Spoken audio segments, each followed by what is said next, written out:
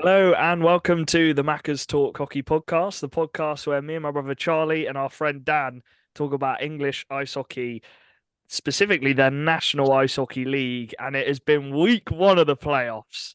And what a first weekend of the playoffs. Just some absolutely bonkers games. And yeah, we're going to break all the series down because obviously it was all double headers this weekend for the first week, as it is for the rest of the playoffs. But yeah, we'll get to them very, very shortly. Just going to do some in-depth breaking down of each series or what we've seen, heard. Obviously, we were at the Swindon ones, but yeah, Charlie's putting his filters on. But yeah, there is some news stories. First of all, we doing all right, lads? Good weekend. Yeah, it Yeah, was, all good, all it good. was a fun weekend. Yeah. Good. I like playoffs. Playoffs is more Oh, interesting. Yeah, can't beat playoffs. the vibes around playoffs is it's so much better than the regular season, isn't it? But yeah, the first bit of news, the actual all-star team was announced, and it was voted by the coaches and the captains from each team. And it was unlimited imports, I guess, because they can't really calculate it to Brits and imports. They could have just submitted who they wanted. And it was an all import team apart from Gospel for line one, McMullen, Wells, Sobchak, Sommer, and Miller. And then the line two was Max Wright, Tanner Butler, Malik Martelli, Kieran Brown, Sam Tremblay, and Jake Britnell. Charlie, which ones were the ones which surprised you, which made it? Trombley, um, Malik, and Butler were probably Really? the ones. And then I was surprised someone was top line. Why Malik? Because I think he did have a good season, and I can see why I'm not coaches saying really like Malik. him. I'm not saying Malik's bad in any way or the form. Oh, I I think he's just, unreal talent. I just think there's been better defenseman seasons. Uh, Rose Mitchell King, Tom Norton, Leon Stenton, like just to name three. I think them guys have really stood out to me as D men who have really led their team from the forward onwards in points, in time on ice, in big moments. And I wouldn't put Malik in that category. I think he's good, but I wouldn't quite put him in the player of the season. I'm a bit disappointed a whole top line, a whole flipping first lines imports. yeah, Like they Kieran probably should Brown, have had a cap on it. well, not even have a cap on it. Kieran Brown is a Brit who captained a team to the league, and he was probably on pace for the like second most amount of points on expected. Like, what more do you want the guy to do? Yeah, I know what you Like, mean. I don't know what more he could do. I think it's because the standard already set on Brown. Brown's standard is already flipping up there. We were And talking people about this, expect Dan. it from him, whereas actually we forget how good he is at this level. We were talking about this, Dan. It was actually his lowest point season in the last four seasons, but he played like 7 or 8 games. He missed 7 or 8 games. So if he had actually played them, he probably would have got close to Sobchak's points.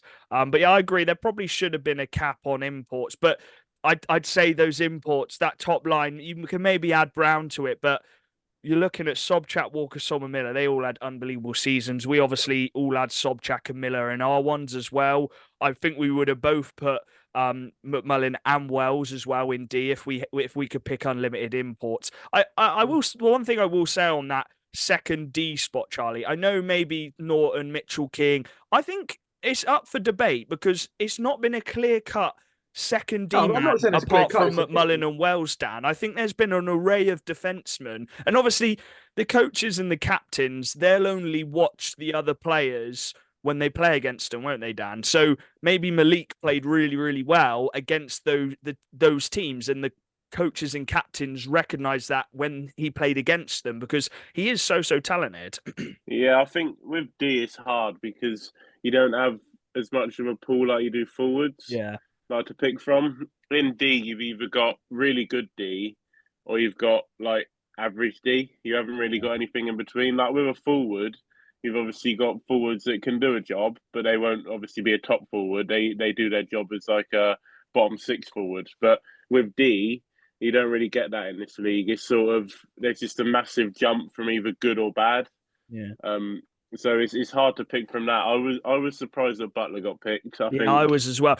I think Points they wise, they he was the top point scorer in D, but he was on the team which finished bottom. No disrespect. I think he is a really good player, but it's the penalty minutes for me. I think he got too many penalty minutes, but I mean, guess maybe some. He started the year off really Yeah, he well. That's did. where most of his points came, and in the second half of the season, that's where it sort of dropped off a little bit.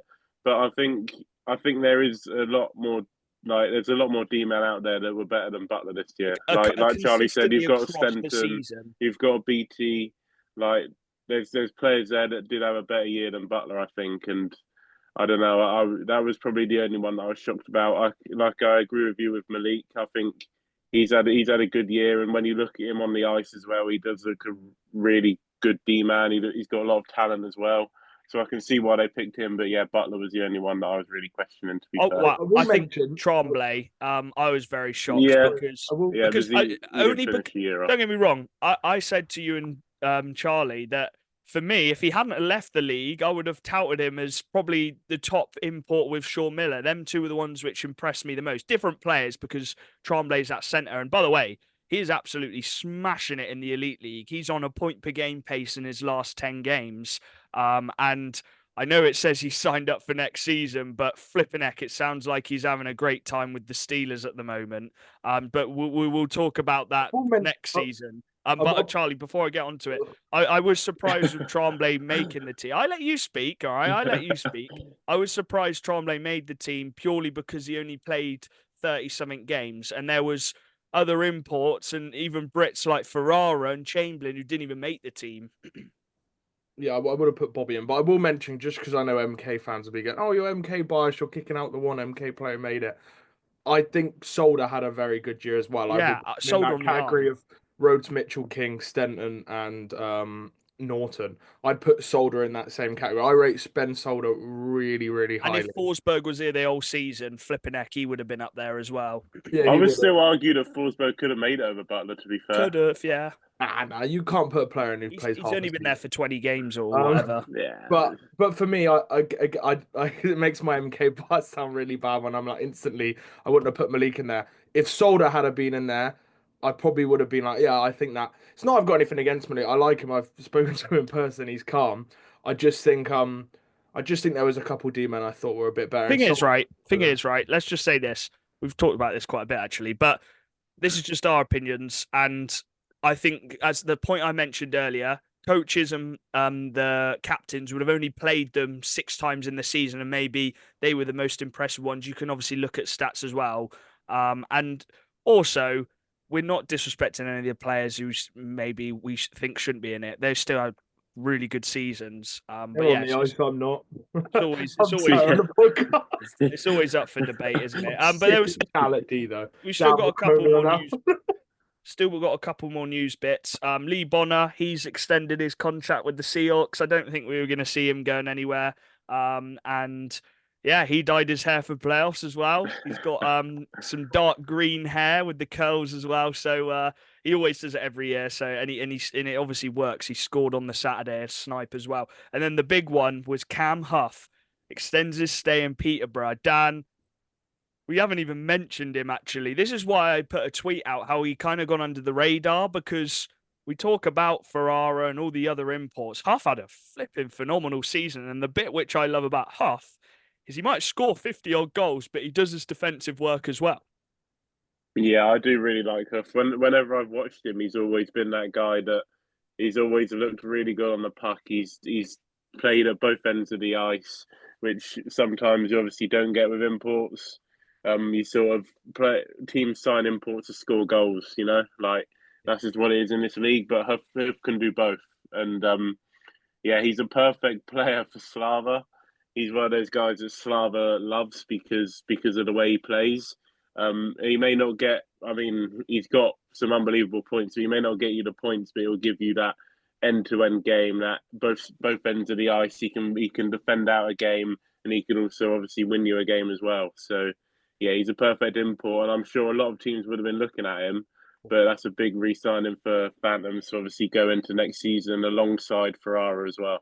Yeah, I know fans moan about people. I actually have this unpopular opinion. I was saying it with Dan in the car. I don't actually think Peterborough's rink and barn is as bad as people make out. I don't mind an away day in Peterborough.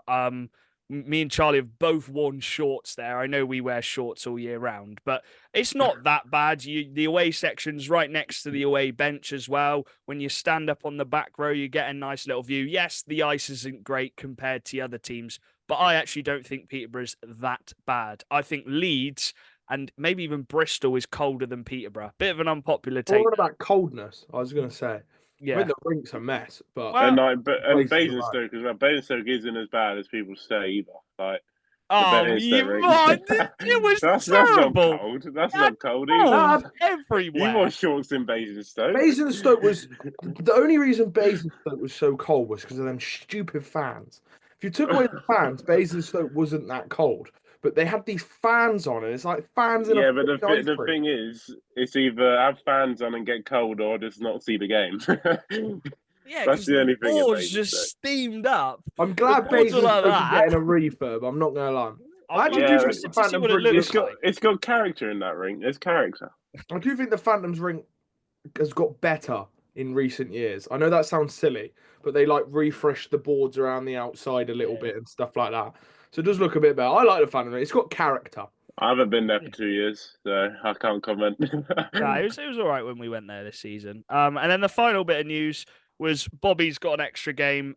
Dops forgot that he got to 20 penalty points, so they had to amend that, which means he's not actually going to play at home again this season. He was set to play the last 2 games of the group stage. He's now only playing the away game against Telford on the last playoff, so he'll be hoping Hull is still in the battle by that time. But yeah, that is pretty much all the news. Shall we get into the first matchup? And I'll go on Game Center because we always do that to decide which series or game we're going to talk about first.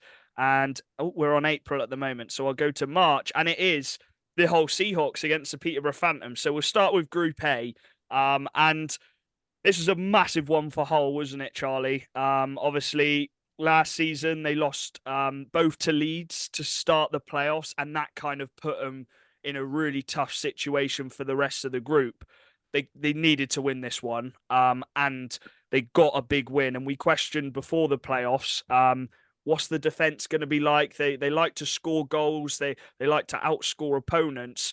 But it sounds like Dimitri Zamostra had a really, really good game, and they got the 3-2 win. Actually, Zamostra had a flipping phenomenal game. 44 saves out of 46 shots from Peterborough. Peterborough out shooting Hull in their own barn. But Hull get the 2 points at the end of it. And it sounds like they did defend well, and Zamostra saved them when he needed to.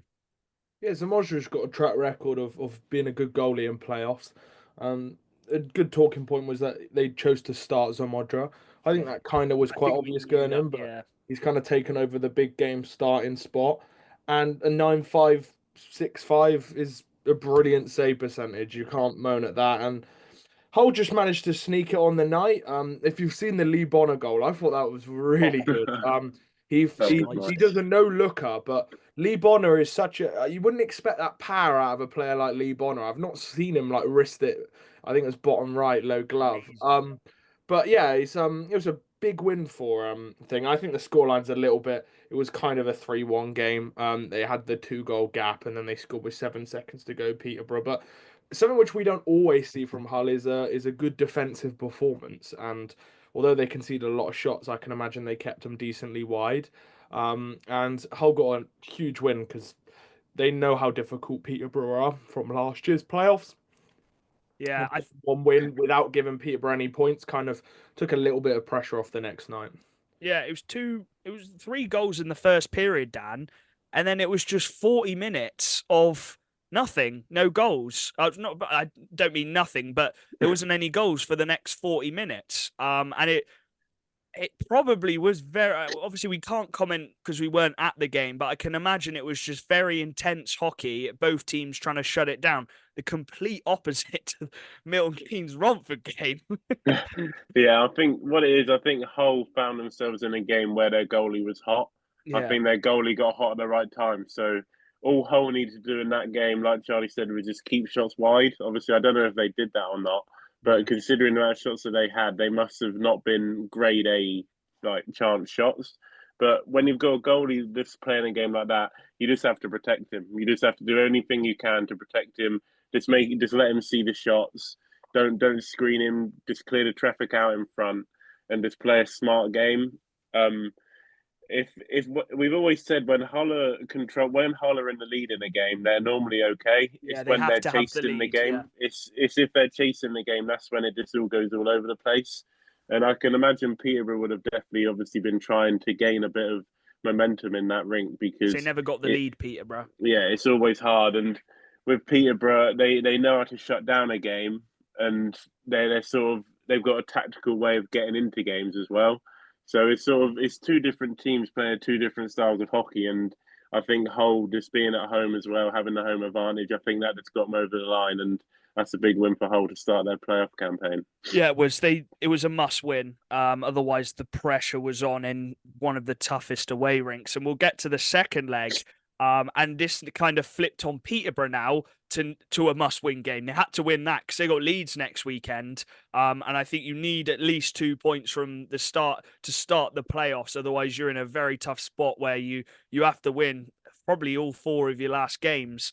And Charlie, they got the job done in an emphatic way. They outshot Hull again by 10 shots, 39-28. So 11 shots they outshot in the first 2 periods, 15-8. That's brutal. And they reaped the rewards. Nathan Salem, I think one of us highlighted him in the last episode, end of season 1, and how he's had a much revitalized season back at home in Peterborough. And he got 2 big goals, one of them a 2-0, by the way. Just I don't know where the defense was for Hull in that one, but it was a really nice play. And yeah, they never looked like losing that game, and they probably had that mentality. Obviously, starting with Slava, which I'm sure you're going to mention. But the team, I was saying in the car to Dan, Slava can only do he can only do so much. The team has to then put in the big performance, and they did. Yeah, I was confident that Peterborough would take the home game out of this tie, especially when they lost the night before. And that ring, especially when it comes to playoff, is like a fortress to play in. It's I can imagine the fans really get Yeah, behind I'm playoffs, told it was really loud. especially after winning last year. Like their fans know what playoffs is now and know what it means. Some fan bases aren't fully switched on with playoffs because in England playoffs are a bit of an odd thing, but in Phantoms they sure know what it is. Most seasons they prepare for it in January. But yeah, it was a great performance from Peterborough, and they had depth scoring all around. Really, they had a goal on their 4th line, 3 goals from their second line, which was big for them, and then 2 goals from the top line with their D men chipping in. It's just a big win for Peterborough, and they're gonna have to build some of that momentum going into next weekend against Telford, because obviously the pressure's on Hull and Leeds, I guess, but I think there's pressure on Hull to get one of the 2 games. And then obviously Telford, they're not out of it. They're 1 point behind. So I think it will be good, but I think it was a big win for Phantoms and one which I saw coming. Yeah, shout out. Me and Dan were obviously following the game. I think it was the period break in Swindon, and just a bit of a nutty first 6 minutes. It was 3-2 after 6 minutes 41, and you're thinking, hold on here, Peterborough aren't the type of team in their own barn to play this back and forth game, are they, Dan? But after they then took the lead, they then started to control the game. Shout out to Hull's Alex Kent. Apparently he ripped one. Obviously the highlights aren't out yet. He's not the usual guy you'd see on the score sheet, but that's really good for Hull that they got a depth piece who scored, and it was Bruton as well who filled in on the second line for Bobby, who also scored the second goal. But it seems like the top line was shut down by Peterborough, and after Hull scored their second goal 6 minutes in, 54 minutes, Dan, to keep the talent which Hull have out, that's just Peterborough in a nutshell. When they've got, as you said, when they've got the lead, that's when they can shut it down. And after they conceded that second goal in that funny kind of 6 minutes to start the game, something switched and they locked it off, didn't they? Yeah, you talk about depth scoring in that game, obviously from both teams. That's a really big positive for both of them because when it comes to Yeah, if you're going to playoffs, take a positive from Hull, you got some depth scoring. That's when, obviously, in playoffs, that's when you do shut down those top players. And obviously, Hull have got those players, and rightfully so. But this season, they have relied on them very highly. I mean, credit to them. That's what they're there for. That's what they get. That's what they get the money for, and they obviously are going to rely on them. But in playoffs, it's different. In playoffs, you go into games blocking out those big guys, and that's why going into playoffs is so important to have the depth guys, because that's when they can really make a living in the playoffs, because they can really show what they can do when it's a big game like that, because you need to have scoring on all lines if you're going to win. Like, you can't just rely on the top lines like you can in a league game. In the league, It's yeah, you're sort of right. In league games, you can rely a yeah, bit on top scoring, but you need that depth to play a big role, don't you? and That's why they won the playoffs last year. exactly, and that's what Slava gets the best out of his team every year. That's why he always, if he doesn't win, if he doesn't win Coventry, he makes it deep into playoffs, because he prepares his team for playoffs to be that depth team that just score on all lines, and it's such a big thing for Slava, and it's the reason why he builds his teams in that way. Is because he always prepares for playoffs, and that's why he always seems to be ready. All the players seem to be all dialed in, and that's why Peterborough's always been a hard team to beat in playoffs. Yeah, a big split. And I think we predicted that. I maybe Charlie said Peterborough predicted could have 3 snuck a points. point from the first one, but both home teams winning, all to play for going into the second week. And we'll go on to the other tie, Telford Tigers against Leeds. And I said in the morning, I said to Charlie, I was like, you know what? After watching Telford last weekend, what they're like in playoffs, we've seen them over the years. They always seem to find a way to make Coventry. I said I could see Telford either winning this or getting it to overtime against Leeds, because Leeds have not struggled there, but they haven't demolished Telford there. I think it's been 2-goal games and an empty net in it when they've gone to Telford. And it started off strong with Leeds. They took the lead within a minute 36. Boysa, who loves to pop up in the playoff games and get those goals, and we'll mention him in the second game as well. But he scored. Brown then got a power play goal, and you're thinking, okay, a Leeds going to do what they do here in the playoffs. They get the leads. They'll sit back, defend, and then they've got the pace and the youngsters to counter. But Charlie, Telford battled their way back into it, and we mentioned depth scoring for the Peterborough game, but it was depth scoring again in this game. Dan Rose, obviously, he's had a tough season with injury, but he pops up with a goal. Aston, another depth guy, and Ferguson as well. And Bryn got 2 assists on the night, and that's a depth piece getting some points. So, yeah, Telford were never going to give Leeds an easy game, were they? Well, that's the fun of the playoffs, isn't it? Doesn't really, it does matter where you finished, because obviously Leeds do show their class, and they're one of the teams which they're quite easy to predict in these sort of scenarios. But at the same time, you just cannot predict playoffs, Can't take and it lightly. Yeah. teams just they up their game, they raise their game, and as Dan said, and we know this through history, is you don't play 2-line hockey in playoffs and win. It just doesn't happen. You have to have third lines chip in and play that depthy game where everyone chips in and finds a way. And we've seen it in big moments in playoffs in Coventry. Joe Aston scoring and doing the bazooka down the middle of Coventry ice. It's how playoffs works. And I think it was James Smith and Joe Aston, wasn't it? Or Yeah. Yeah. they something like that. Them two are linking up and getting points, and it wasn't actually Thompson and Henderson on the night who really popped off, but they got the point. I think they'll be disappointed they didn't get 2 points on the night, to be honest, because it would have put them on equal with Hull and Phantoms.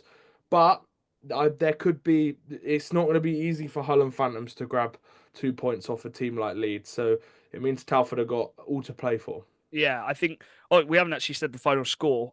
It was Leeds won in overtime. Leeds were 3-2 up. Ollie Endicott getting a goal. That you could class that as the depth for Leeds. That third line, the young line, all of them getting a point on that goal. But Telford didn't give up, and they scored with less than 4 minutes to tie it up, send it to overtime, and there was only one guy who was going to finish that, and he was 1-on-1. I haven't seen the goal, but I've spoke to people about it. Kieran Brown 1-on-1. He's never missing that. The big moment, the big player, the face of the league, and he backhanded it past Day to get the extra points for Leeds. And it doesn't matter how you win it, Dan. Leeds won it, and they got the 2 points. like many people expected. Could have been a bit of a shock, but they've won the game. That's all that matters. Yeah. They'll be happy with that, especially in these groups. You take any points that are given to you. Like, it doesn't matter how you get them. It doesn't matter if you have to make a massive comeback to do it. It doesn't matter if you batter the team that you're playing. You get those 2 points and you go. That's all you need. And you just have to keep rolling now through playoffs, like Leeds do. They'll just keep rolling. They took the points, but the same again with Telford. They got a point out of that. Like, that's not the end of the world. They've still kept themselves alive. Like, going into Leeds was always going to be tough, and obviously we'll talk about that. But they didn't take the points. But having that 1 point from that weekend, they've got Leeds out of the way now. That's the hardest team to play, and they've got out of the way in the first week, and they've taken a point. And if you look at all the other teams in that group, they're still within distance of them. So at the end of the day, they didn't get what they wanted, but at the same time, they still gave themselves hope going into playoffs still. Yeah, they've worked hard and they've got something out of it. It's something actually in the regular season they didn't beat Leeds at all. They were so close in so many games, and this time they actually got a point when it mattered. So we'll have to see if that point is very valuable in a couple of weeks' time. But the second game, we'll touch over it because it wasn't as close. Leeds coming off 9-2 winners in the end. And two short-handed goals from Telford, actually. The first one was a bit of a mess. A minute into the game, Gospel come out. He'll probably want that one back. Didn't get the puck, and then it was kind of an empty net for him to fire at him, wasn't it, Dan? He almost made the save, to be fair. He got back in goal. Got across and made a Gospel-like save. Yeah. But yeah, a bit of a sloppy one to concede. But Charlie, with Leeds, once they get another one in quick succession, when they're feeling it, they're the hardest team in the league to stop, I think, with the talent going across. And we mentioned him in the first game getting that first goal, but Boysa, he might have had maybe an underperformed season for his standards, but playoffs is different. It's a chance for players to get the best out of them, and that's what Boysa does. Leeds are the best team in this league by a decent distance, and they've proven that so far with the cup and the league win. And yeah, when they're rolling, and there's not much you can really do. And sounded like every line kind of contributed. Bissonette hitting 100 points for the season. He's been a good add. Took a bit of time to kind of get going at the start, but now he's just on fire. I think Matt Barron got a hat trick. I think he's so underrated. Again, another guy who could have got into the All-Star team. Oh yeah, Didn't get all the points, but he won the league. He probably does. There's a reason why he's probably their star import in a league-winning team and a cup-winning team. Hockey's a game which is more than just points, and just they're phenomenal depth from top to bottom. Their decor, and then obviously the best netminder in the league. They're going to be a tough team to beat, and it's yeah. I feel for Telford I feel for any team when you come across Leeds like that, because it's tough to keep the puck out of your net. Yeah, but it's a good 4 points for Leeds. It's exactly how they would have wanted to start. And yes, they might have wanted, maybe they could have snuck it in overtime at home, but Telford have got a point. They got something from that first weekend. So that's that matchup and that group complete. Heading on to the other group, and the first game I've got is the ones we were at. And the Steel Dogs and the Wildcats, starting with the home game for the Wildcats on the Saturday. And it was a great crowd at the Link Centre for a playoff game where teams do struggle. The attendances always go down. Fair play to everyone at Swindon. I'm going to tap myself on the back as well. But here we go. Massive crowd at the Link Centre. Obviously the towels as well. I'm not even being biased. You two said it as well. It was the loudest we've heard the Link Centre this season. As we said right at the start of this episode, there's just a buzz around playoffs. Everyone just is up for the playoffs. It's playoff hockey. And as soon as that first hit is made, everyone starts going. But it didn't quite start the way we all thought in terms of scoreline. Swindon come out flying, Dan. Absolutely flying. But Dan Crow, flipping heck. Dan Crow, Charlie, stop being an idiot. Dan Crow, wow. Chuck out any adjective you want to throw at him, because he it's felt like when it got to the third period, Dan, you're like, are we actually going to get past him? Because he was making ridiculous save after ridiculous. He could have made a whole highlight reel, a season highlight reel out of that one game on Saturday. And don't get me wrong, there's you got to be a bit more clinical. Some of the shots, maybe you try and aim for the top corner a bit more, but you've got to give the credit to Dan Crowe on those saves from Reed Sayers. Now he made one on the kick save. Just he was phenomenal, wasn't he? And he gave them a chance all night.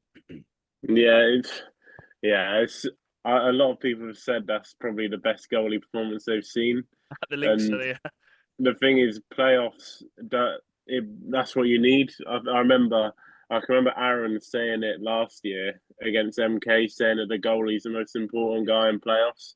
And Dan Crowe in that game, yeah, like you said, he gave Sheffield every chance in that game to win. And I felt so bad for him at the end of the game because he put everything in that net. He put every part of his body behind that puck. Like he was unbelievable. And I think we've always said that Dan Crowe always seems to have a really good game in Swindon. Like we were talking about it before the game.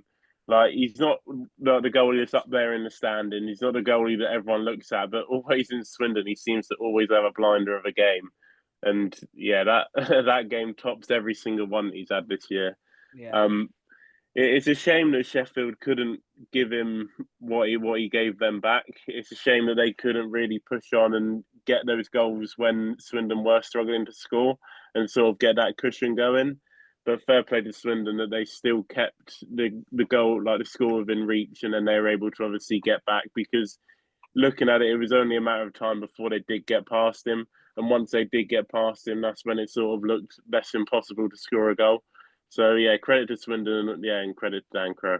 We'll go to the first couple goals, Charlie, and the other guy we want to highlight is Jonathan Phillips, proving why mate. he is one of the best Brits we've ever had for this country. The first goal, out of nothing really. The puck gets thrown to him. He just takes it past Godfrey onto backhand to forehand, using his edges at the age of 42, and he's got edges like that. And he put it past Rennie Marr. I actually thought Marr made a flipping phenomenal save, but it did go past him. And then he scored the second goal as well. It's a 3-on-2. He passed up Walker Sommer. He could have been the top goal scorer maybe if he played that last game. He passed up Walker Sommer to snipe in the top right corner. And Sheffield were 2-0 up. He was phenomenal, wasn't he, Charlie? Oh, he was gross all weekend, and that second goal was disgusting. He was the one guy who and you didn't mention the fact that it was unfortunate Jonathan got injured early. Kirk. No, Jonathan Kirk got injured early on in the game. They were down to 5D to be fair. They had 5D losing their number one guy, but that snipe, it was one of them things where Jonathan Phillips, he could sense the kind of blood and be like, man, Crowe standing on his head, Swindon are doing everything but score. Here we go, bang! And it was just so top corner. It was satisfying. It was a sick goal. And credit where credit's due. Like, you see why he played Elite League for so many years. And you also wonder, like, he's had that. It's funny when players come down to our league because they're often third, fourth liners in the Elite League and penalty killers. They come down to our league and they probably think they're like Prime McDavid some games. It's just mental the way he just sniped it. And I enjoy watching Jonathan Phillips. I just think he plays the game the right way. Yeah, and he's really good at face-offs as well. But the other veteran, this time for the Wildcats, Aaron Nell, stepping up. What a game from him, getting that first big power play goal. Couldn't score on the 5-on-3, but it's one of them, Dan, where as the guys returning from the penalty box, it just fell to Nell and he just smacked it top right corner. And the link centre went wild with the towels going everywhere as well.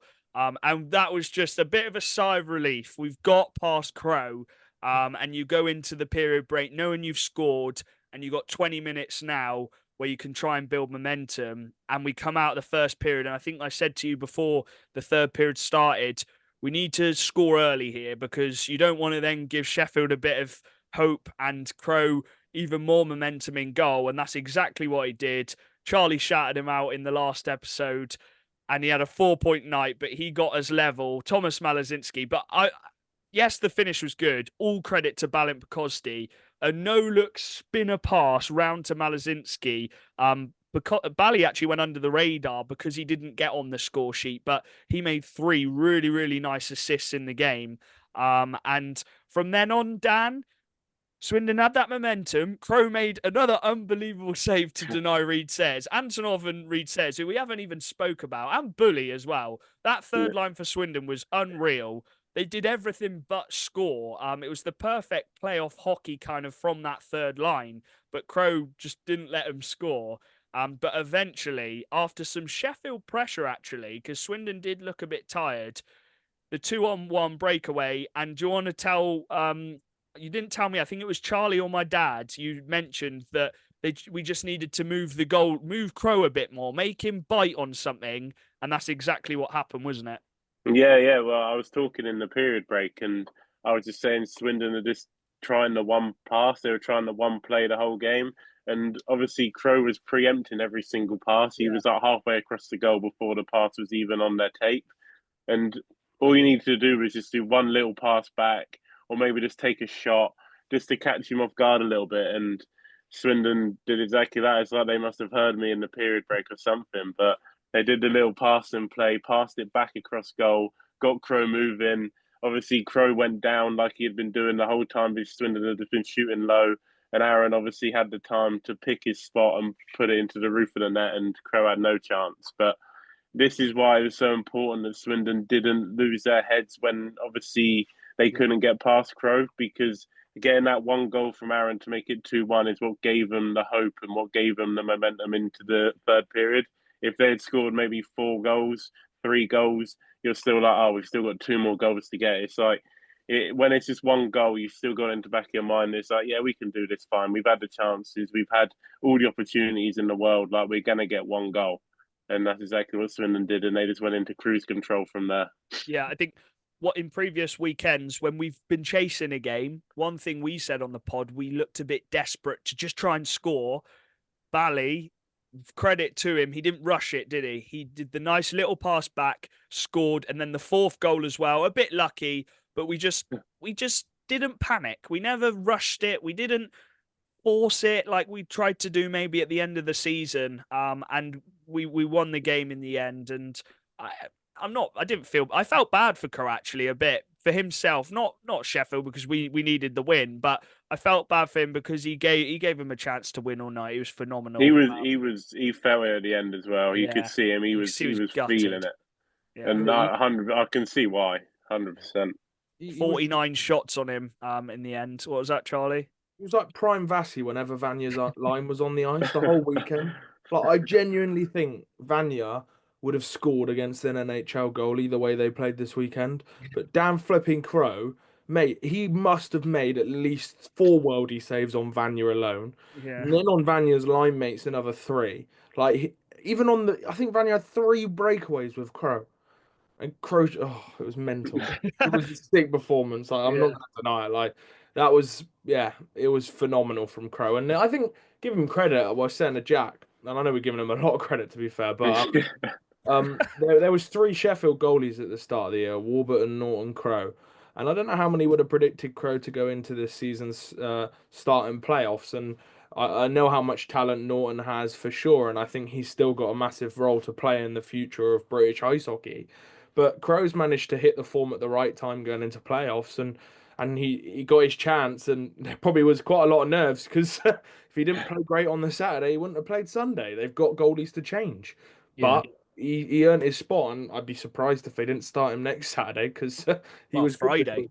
Friday, not a quick turnover considering he faced 80 plus shots throughout the weekend. But the second game down, Charlie, you were a bit busy, weren't you? And obviously it was Mother's Day, so you stayed with him. But sorry, Mum, I went over with over to Sheffield with Dan. And yeah, we had a nice little drive up. For a moment, it looked like we were going to be stuck in traffic for ages, but then it just reset and we were right. And the perfect first period. I know you were watching on the stream as well, Charlie. But knowing that Crow had the world he did on Saturday, we needed to score early. It didn't matter how we scored. And that's exactly what we did. A delayed penalty. Aaron now just comes storming off the bench. Well, then, where the puck just falls to him, you think he's just going to smack it, don't you? You think he's just going to absolutely rip it.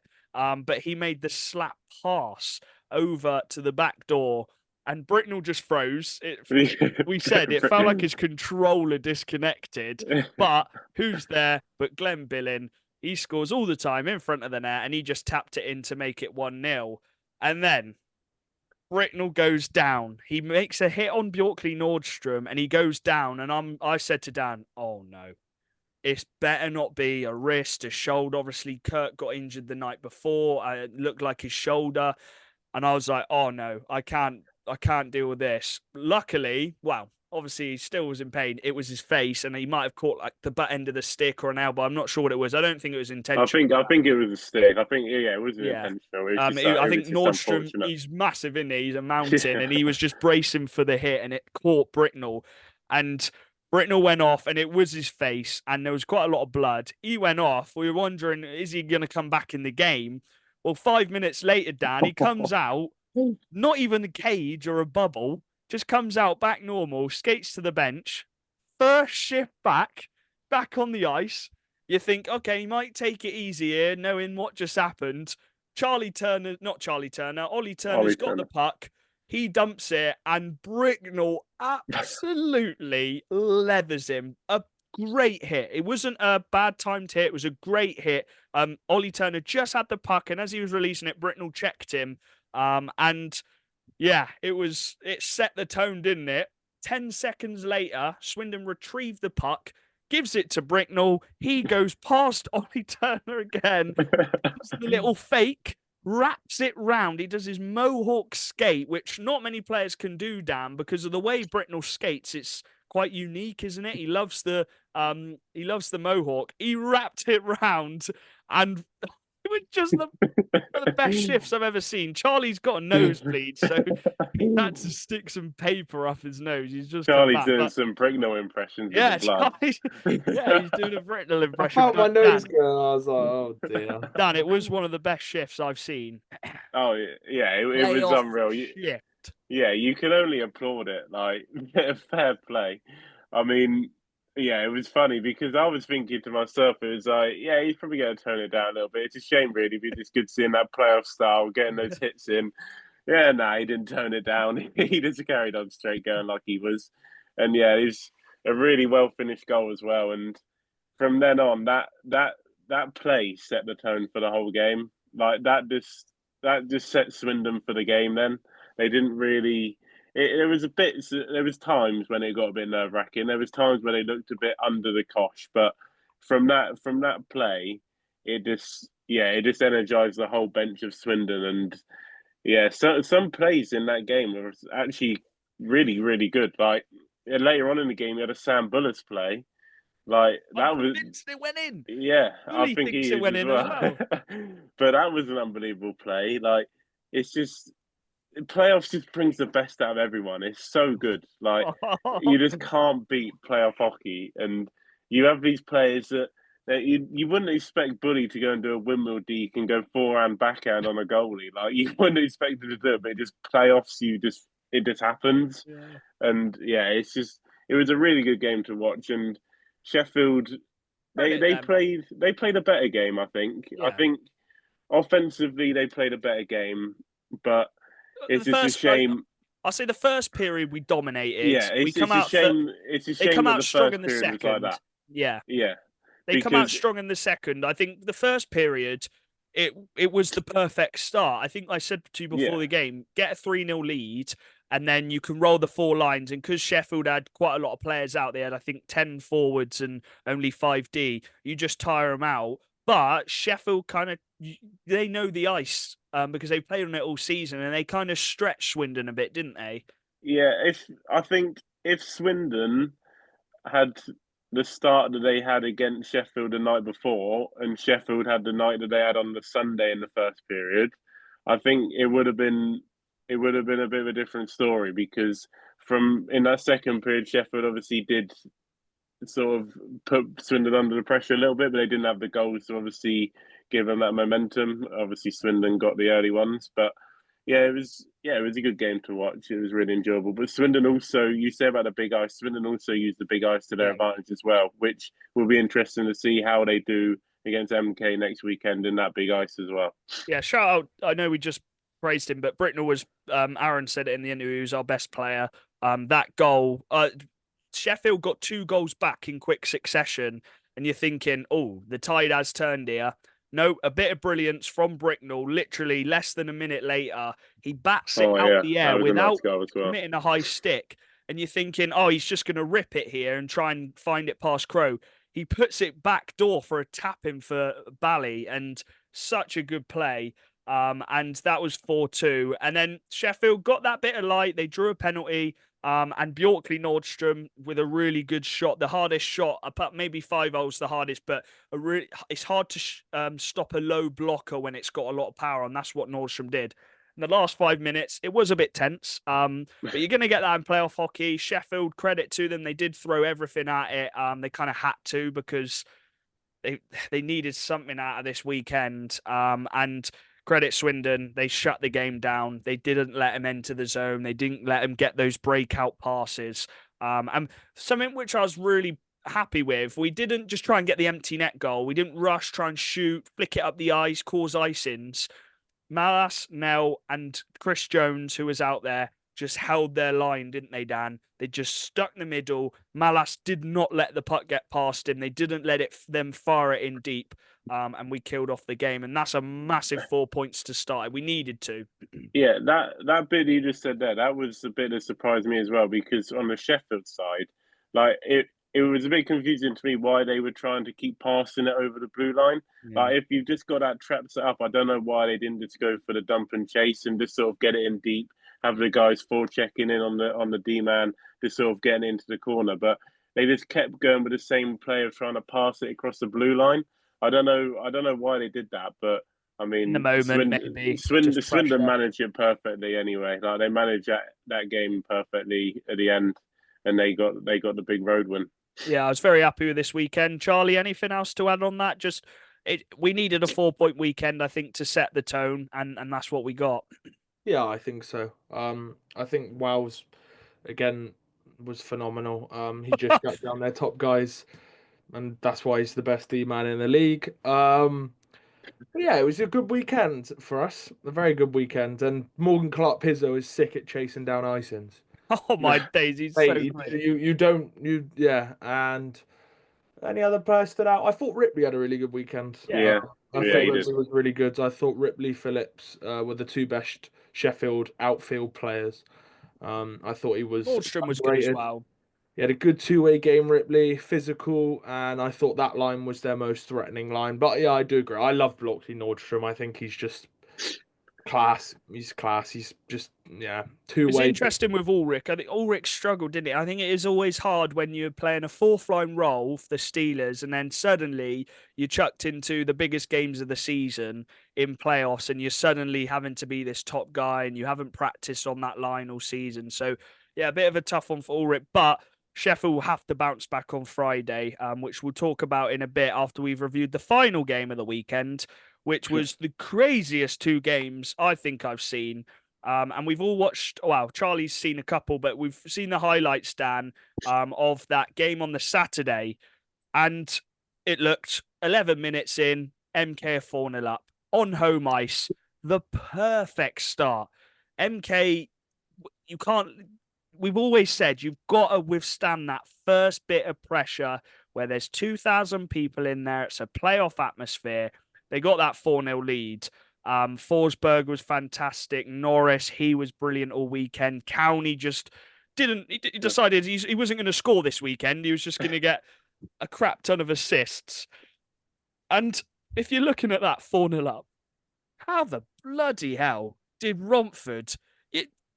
Imagine the odds of MK 4-0 up, and you put a $5 on that Romford would take that to overtime. It's just nuts, isn't it? Yeah, it is mental. But if any team's going to do it, it's going to be Romford. Like that's just the way that Romford play. Like they play those games where they can just go back and forward, just scoring goals. A lot of teams don't do that, and for Romford to go in with 4 D-men anyway into MK is always going to be tough. Like 4 D-men in MK, you're already on the back foot anyway, and then to go and concede that many goals early on as well, that puts you on the back foot again. But fair play to Romford. I don't know what Latham did. I don't know what the guys did, but they gained some momentum from something, and I don't know. I don't know what they gained it from, because in that ring being 4-0 down, your heads are already down anyway. But I think it was just there's certain players got those goals, and it's gonna be Miller, Morrison. Those guys, they just they got the boys going. They got the boys going a little bit, and Romford, they just thrive off their own energy, and that's what they've done all year. And they just took took that through the game, just kept going and going and going. Whatever MK threw at them, they just kept throwing it back, and in the end, they obviously got it back to 7-0, and took it to overtime. Yeah, so obviously Romford got it back to 4-2. MK then got the lead, Charlie, to 7-3. And it was Romford got a late goal in that second period. And then you're going into the final period, Charlie, 3 goals up. And Romford just slowly clawed their way back into it. Reed Morrison, who I'm going to highlight, you got man of the match. 3 fantastic goals, 2 snipes, and then a really nice little backhand redirect. And Romford scored 2 goals in 16 seconds to make it 7-6. And suddenly the MK crowd would go silent, and it's the Romford fans you can hear, and Headley gets pulled. And that's a big statement. Headley gets pulled for curling. And it's just nuts. From that point on, you're thinking, okay, Romford, they're going to tie it up here. And they did that. And it was Reed Morrison again with another snipe. And suddenly it's 7-7. I just couldn't believe it. Yeah, I was enjoying Twitter, I'm not going to lie. It's just nuts. It was quite fun after we got the win, just seeing it happen. Credit where credit is due. Wallace made the right call with the goalie switch. Curling came up big in the last period, especially overtime. But yeah, it's just one of them games, you know. Again, like we keep saying it's playoff hockey. Like teams aren't going to give up. And Romford are one of them teams. They're probably second behind Leeds, where they just don't give up. They just keep going, and I'm not saying this in a rude way, but they're quite used to conceding. But they're also very used to this season. They're very used to scoring a lot, so they kind of just go with the flow and like, oh, we're gonna keep scoring, bringing some vibes. And so yeah, and I think it's tough on them. They had their backup netminder in Owen Ryder. I'm guessing Ethan James is injured or something. I genuinely don't know. And then your captain's out because of a stupid suspension. It's difficult on them, but they managed to find a way. But then I will say this, and I know we haven't mentioned it yet, but credit where credit's due. MK found a way to get 2 points, and that was a big play from Sean Norris, a coast-to-coast overtime winner. Doesn't get much better than that in playoffs. Sent the MK fans into limbs. Looked busy. I liked the pink the rink. It looked really cool. I thought that was a cool idea, and I just think credit where credit's due. I think MK have lost them games in the past. We've seen that happen before, and getting the 2 points at home was very important that night, and they managed to find a way to get it done. And I can imagine there was some very, very tense people on that MK bench thinking, oh my days, we could bottle a 4-goal lead at home in the first game of the playoffs. But they didn't, and that's the important thing. And now we'll look at hindsight of the weekend. That game doesn't mean a huge amount. It doesn't mean a huge amount. When you get to Cov, you don't look back at It just 187. Like I said, everyone knows the score. They got 4 points. Romford have got 1. We got 4. It looks quite. It looks like we're pushing one direction at the moment. I'm not saying it's impossible, but Romford would need some big results, and one of the 2 teams of MK or Swindon would have to win both this weekend, ideally, for it to really open up the group again. But MK getting a 4-point weekend, you can't moan. So that moment from Norris, really, for me, it's the moments which can qualify you for playoffs. And but they're huge. I agree. The even bigger moment was the 2-minute penalty kill in overtime. They killed a whole 2 minutes of 4-on-3. And then after that 4-on-3 had finished, Jake Sylvester then got a 1-on-1. Saved it. Literally Big save. It was the whole length of the ice Sylvester skated, so he had plenty of time. And it was a move which you see many. I think Brown did that exact move, and they obviously didn't save it. But Curlin made a ridiculous save coming into the game halfway through the third period, and you could say Curlin stole him that game. And he got that starting spot on the Sunday, which we'll go into a second. But yeah, it was a bit of class from Sean Norris. That's what he's got in his locker, and he's kind of built he's kind of built the momentum throughout the season, and he's hit playoffs now, and now he's playing at his best, and he scored 2 good goals. And yeah, I know Wallace had his interview, and he wasn't happy with the team because from a coach's point of view, you don't want to win 8-7. You'd rather win like they were 4-0 up, maybe like a 5 or 6-1 or 5 or 6-2. But we know what Romford are like. They're a crazy team, and that point again could be massive for Romford. But could be, yeah. It's not over. I'm not saying it's over. No, it's not over. But Dan, anything to add? Yeah, I'm pretty sure in that game as well, Romford scored 3 power play goals. Yeah, they scored two power play goals. 2 power play goals. That's something that they struggled in the regular season. They struggled to get that power play going. But they managed to get in that game when it mattered. They got those big power play goals. They took the power play chances when they had them. And also big credit to Andrew Day. I think he put in a shift that night. There was a lot of goals for him to tweet about in quick succession as well. His fingers must have been going mental on the board.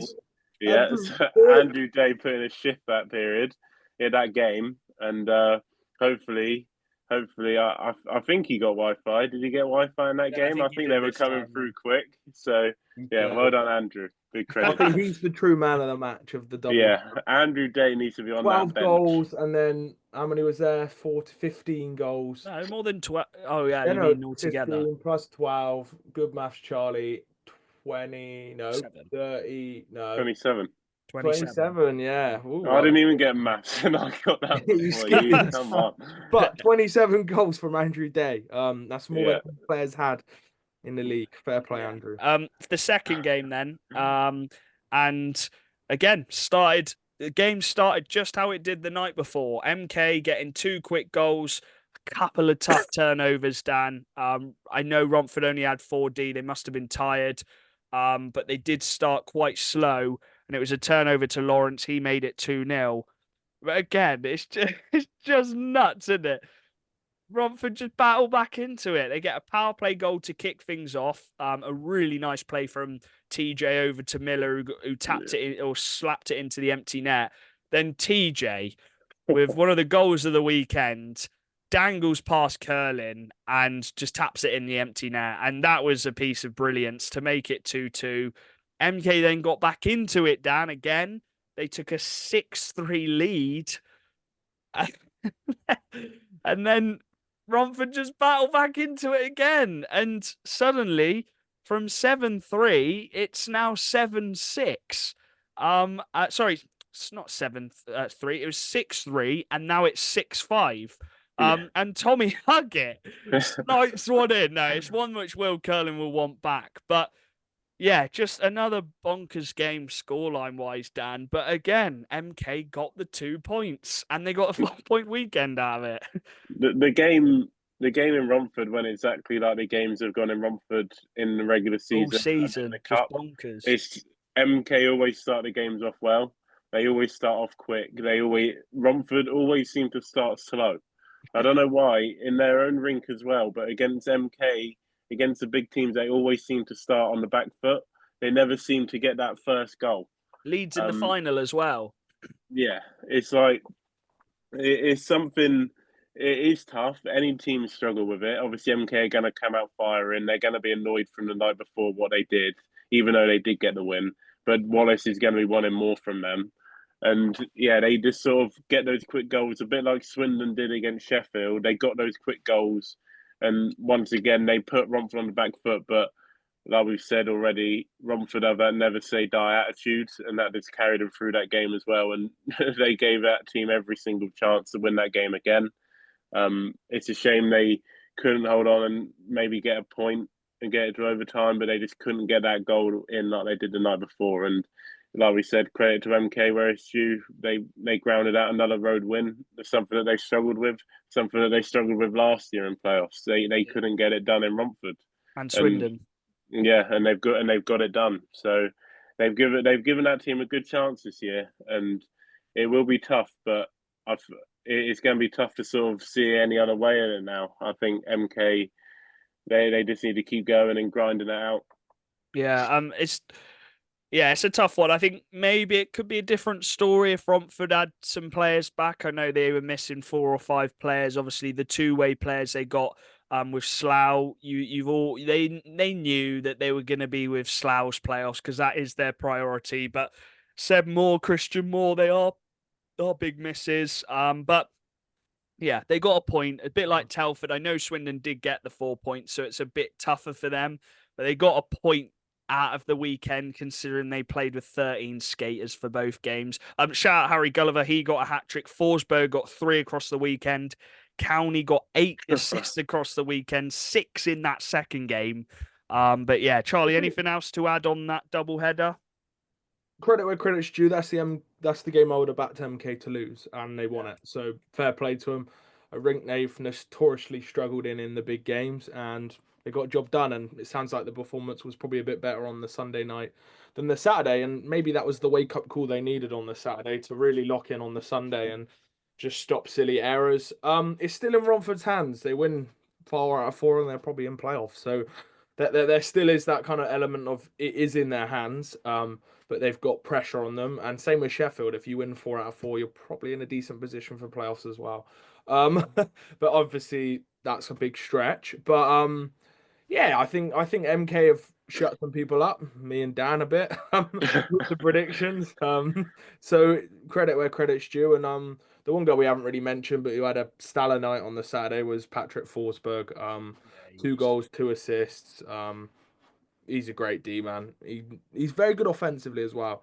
Reminds me a little bit of Butler when it comes to offense. He's got a good shot, good assists. Yeah, he had a very good weekend. And moving on to the previews then. So we'll preview not as much as we've talked about these results, but just looking at next weekend's games, playoff 2 week. And we'll start with that Milton Keynes one, as it's a nice little segue to it.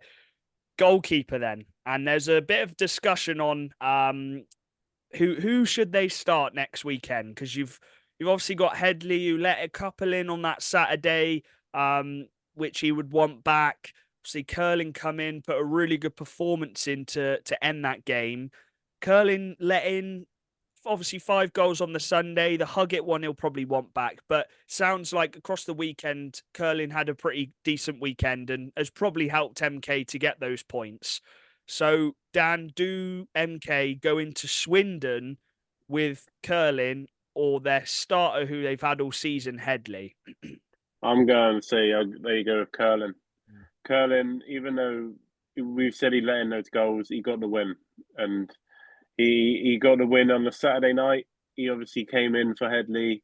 He made some big saves in overtime. Came in, started the game against Romford in Romford. Got the win there. I think in playoffs you got to stick with the hot goalie. We've said MK are going to have this issue where they need to pick a goalie for playoffs, and I think just stay with Curlin. The guy's going to be confident, especially getting those 2 wins. Bring him in. Keep starting from the start, and just if it goes wrong, you've always got Headley there on the backup to obviously come in, and then he can obviously also start in Swindon as well. Yeah, I agree with you. I would start Curlin.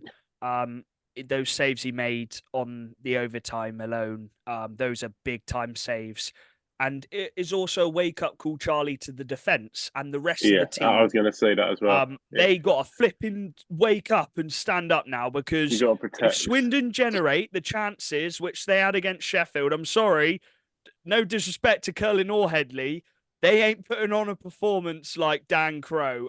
They might put on a great performance. I'm not saying they can't, but that it will take a lot for them to do what Dan Crow did. And if Swindon can generate those chances, which they did, their defense needs to be on it, doesn't it? Don't they? Yeah, I think they will. I think it's a different style of game. I think traditionally Swindon and MK games have been lower scoring. I think Yeah. Romford and MK have Very tactical games between Naturally, wide it open it will and bars. Swindon. change. Yeah. But yeah, I think it's an interesting one. I like how Wallace has put himself to the bench and trusted the players Trusting. he's got. Trusting them. I think having a bench coach is a big advantage in playoffs. I think you can change it up more during the game. So I think credit to him, and I think maybe that Headley decision would have he made that if he was on the ice. I don't know, and I think that turned out to be the right decision. I'm not a huge fan of having a 1A, 1B, but it has worked out for MK in this situation. I like just saying, you're my starter, I'll go for you. But if you're going to start someone, I've always said this, you start the goalie who's on form, and that's Curlin. But I do feel sorry for Headley here because one bad game doesn't make you a bad keeper. But yeah, I think it'd be a good weekend. I'm excited for it. I'd be happy with a split. I'd be happy with a split, but I'm excited for the weekend. MK versus Swindon's always fun. We're both in pretty good positions when it comes to the group, both on 4 points. And we always have a good fun game with a fun rivalry. So Speaking to hopefully, both fans, speaking to fans of both teams, I think the majority are saying a split would be nice, Dan. Obviously, both of them getting that 4 points. A split would mean they just need to win their home game the week after. I think MK need to win that home game against Swindon because you don't want to go back to Swindon because Swindon are very good in their own rink as well. I know Milton Keynes are very good, but the physicality, Swindon are a big team. They've got some older players. It's not as much room for MK to play the game they want to play. Saying that, MK have won in Swindon. They have won there. Obviously, they got that 3-2 win, which is a statement performance. But the Saturday game's massive. But then equally, if MK do win on that Saturday, without Swindon getting a point, the pressure's back onto Swindon to get that win. Because otherwise, if Swindon lose both, you're looking at having to try and get 4 points against Romford, Dan. And if Romford know they've got a chance to still make playoffs, that is not that's not a nice place to go to, is it? So it is a massive weekend. But I think the majority of people are saying just take a split. If you can get an overtime in Milton Keynes, it is what it is. It's kind of a free hit, isn't it? Yeah, I think Swindon will be happy if they can get the win at MK because going back home, they can back themselves in that game Secure. as well. Yeah. If they can get a 4 point weekend against MK, that would spice it up a little bit, especially if Romford got can the get win against both wins. Sheffield. Oh, that would make it spicy. But yeah, I could see a split. I can see a split going on. That's what I can sort of predict just from how I've seen both teams play. I've watched obviously Swindon a lot. I've watched MK a lot, and yeah, I can imagine it's going to be an MK win in MK and a Swindon win in Swindon. Yeah, it's an interesting one. I don't know. But it's I think playoffs. there's an It's overtime playoffs. in one of them. I'm You going to don't put know. this You out don't know there. what's going to happen in I playoffs. think there's an overtime in one of them. Obviously, last year there was an overtime in the first game. Swindon did end up winning that, but then they won in regulation in MK. So you just don't know in the playoffs. And I do think MK naturally, because of the type of game it is, will raise their game. It's more of a tactical battle rather than. I'm not saying Raiders aren't tactical, but they've got a team which is set up for a very goal scoring game. They know they only had 4D. They knew they were going to concede quite a few, but they knew they had the talent to score. As I think Swindon will have their way of setting up that trap kind of hockey and playing the game, which they know they can do. So that's the first one. The other one in the group, obviously, Sheffield and Romford. Both teams will be looking at it and saying we have to get 4 points. And I think Sheffield have the advantage on the Friday in that they have the home advantage on a Friday night. Maybe some of the Romford players would have had to work that day as well. But it's a must win, isn't it?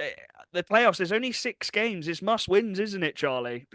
Yeah, when you lose the first two, makes the second two rather important. Yeah, it'd be interesting because Sheffield ain't out of it, and neither are Romford, but it's hard to predict that tie. If I was to predict it, you Really go hard, for the isn't it? safe option and just say they'll split it. But yeah, it is tough, and there's pride and ego on the line. No one wants to finish bottom. No one wants to lose 6 out of 6 or 5 out of 6. Like it's a weird game. So yeah, it'd be an interesting tie. But yeah, I think that the only thing which puts me off Sheffield is the 5D, and they're an older D core, and it's tough with 5D when one of them's a forward as well. Yeah. But same with Romford, really. They got 5D as well. So Yeah, they'll have Jack Cooper back. We're not sure about Ethan James, but it's quite an even matchup actually. They're both missing players. And yeah, I think they're both. Oh, I say that. I don't know. I don't know. I really don't know. That's a really big unknown, and I think maybe the Friday night could benefit Sheffield, but we'll have to see. It's playoff hockey. The I other think group. that game will come down to a goalie battle. Ooh, big statement there. If Dan Crow can play like he did last week, flipping heck, Sheffield have got a chance. But onto the other group, and a lot different kind of going into this one than Group B. Leeds obviously the only team with 4 points. They've got the whole Seahawks. And Hull they can't lose both games, can they? I think we're in the territory now, Charlie, where they have to get at least one win, and I back that they can do that. I know we'll come to Dan in a sec, who had a bit of a take, which he told me in the car, about Leeds and their playoff run. But Hull have to get a result from this weekend, don't they? And they didn't last season. They lost both to Leeds. I think ideally they have to get a result. Um, Again, it's not set in stone that Peterborough will get 4 points No, against it's not. Telford. Um, yeah, they don't really want to be left on the position to beat Telford twice. You never want to be in that position. But that group is just tasty. It really is. Again, I do think Leeds will finish top on a minimum of 8 points. I'd be surprised if they didn't. They'll get one win this weekend at least, in my eyes. Um, I almost hope that that isn't the case, because that would be flipping amazing if Hull got a double header win. That would make this group so entertaining. But I think yeah, I think it's an interesting one where, again, with the other tie, I think Phantoms are favourites going into it, but no one really wants to play Telford in their barn. Telford got a point against Leeds, which is a difficult point to get. So if Telford can put themselves in a Yeah. position where they've got to beat Hull once, maybe twice, so again, it's all to play for. So yeah, I do think Hull are gonna lose both. That's my prediction. I Oh, think Leeds are relentless. I think Leeds just know what it takes, and I think Leeds will really take pride in the fact that they get to finish off Hull's playoff run. okay. But I may be wrong. All right. Dan, what was your take then? Well, I said that Leeds are going to go through playoffs without a loss. They're going to go all the way through, win every single game, get to Coventry, win the semis, get to the final, win the finals, lift the trophy, win the treble. That's what I'm going with for Leeds. Leeds are unbelievable. They look unreal right now. Like, they had that little scare against Telford. They've sorted that all out by getting a 9-2 victory in their own barn. I think now they're just going to cruise through, take down every team, and it's going to be an easy little run for them into the final. Easy little run, he says. Easy little run. Yeah, the playoffs is easy to win. No, Yeah. I mean, if there's any team which can do it, it is Leeds. I think they're the only team which is capable of doing that. But I don't think Hull are going to take them lightly. They won't, but Leeds Hull find a way. have had the games this Leeds season find a where they way have beaten them. to beat these teams. I think Hull have beaten Leeds 3 times this season, 2 or 3, at least 2. I know because they beat them 2-1 in Leeds, and then they beat them obviously on that last game of the season as well. So if they can get an overtime, get a point, at least you can go into that last weekend if you win both. It obviously just depends on the Telford, but we'll move on to the Telford game, and Telford have got that first game at home. So I think Telford need to win at home. What are you laughing at? It means a lot. But we'll move on to the game. Yeah, we're just going back and forth here because otherwise we're just waffling. But Telford need to win that home game because I think it would be too much to ask for if they lose in Telford to then go and win in Peterborough. And I think the last time they played in Peterborough, wasn't it like 14-2 or something? Game. Just a crazy game. So Very good game. I think, Charlie, that Telford home game, they've got to win that one, don't they, against Peterborough? Yeah, I think so. It's going to be an interesting weekend there. I'm really looking at the three imports, and really looking at them to really take a step up on that game. But my prediction would be a 4-point weekend for the Phantoms. This is where I think Phantoms will just take that experience into it. But as I've said, I think that point against Leeds is actually probably bigger than I originally thought. Because it gives Telford that kind of, oh, we can do this. Would get even if they get an overtime loss and a win, they get 3 points this weekend. They could be on 4. Phantoms could be on 4. Hull could be on 4, and Leeds could be on 6. Like there's lots of possibilities. Oh no, yeah, sorry, yeah. But yeah, it'll be interesting. I think Telford have got to just play that home game we've seen them play. I remember we went there probably a couple of weeks ago, and Telford their just forecheck is relentless.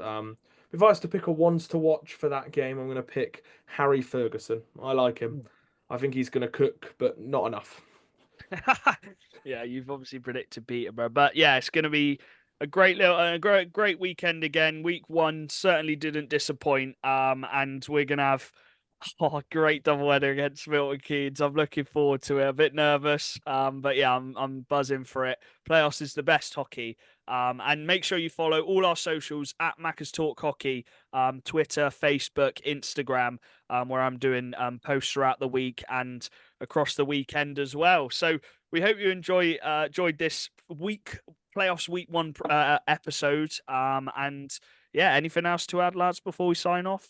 Malas is going to get player of the playoffs. Oh, he's still going with it. He's still talking. Yeah, he's still talking. Also, the final thing. Congratulations to Charlie and Dan for qualifying for the semi-finals of the Fantasy Playoff League.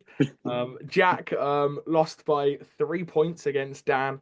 I played someone who didn't even set their lineup, so it was quite easy. I'm like the leads of the league. I won the league. I won the fancy league, but the league doesn't matter as much. I'm the Peterborough. Dan is Telford. No, I'm Dan's Telford. No, I don't care about the league. Dan's I was waiting for the playoffs. I turned it up at the end, and then Jack's MK, he bottled it. Charlie.